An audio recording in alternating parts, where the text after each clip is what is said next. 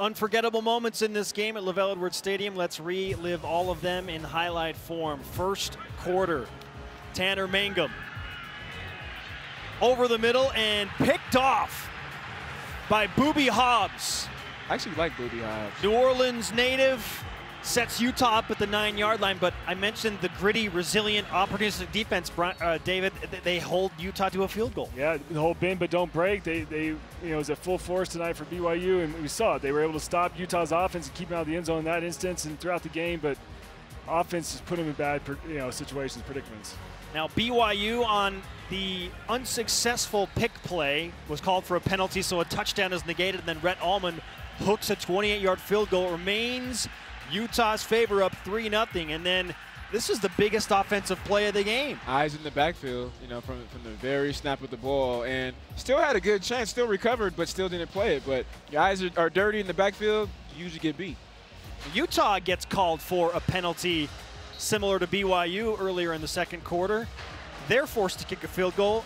They do so, 6-0. Then there is Darren Carrington, explosive receiver, setting up yet a third field goal, and at halftime 9-0. So at this point, BYU getting the ball, you feel like they're in pretty good shape.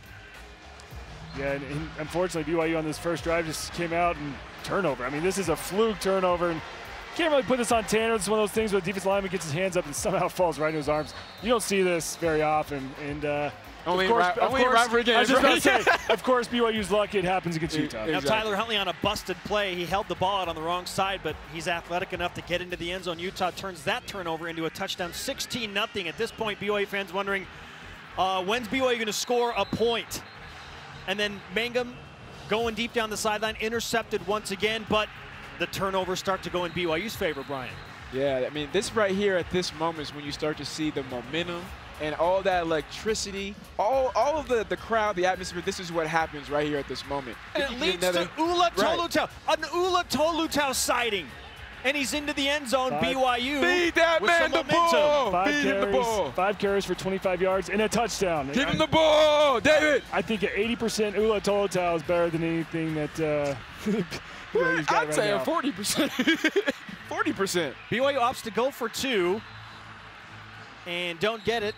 There's a penalty on that play as well. It's an aggressive mindset. Yeah, I like the aggressiveness of Kalani. I just don't know if it was needed there per se. Even if we would have got it, I don't know if I completely agree with it. But hey, here's one of those another turnovers. BYU's defense, very resilient, stuck around. They could have easily given up. When that offense was struggling throughout the night, they could have folded. But I love this defense. They did against LSU, and they did tonight. They kept fighting, and fighting. 19-6. All the Warner brothers do for BYU is recover fumbles.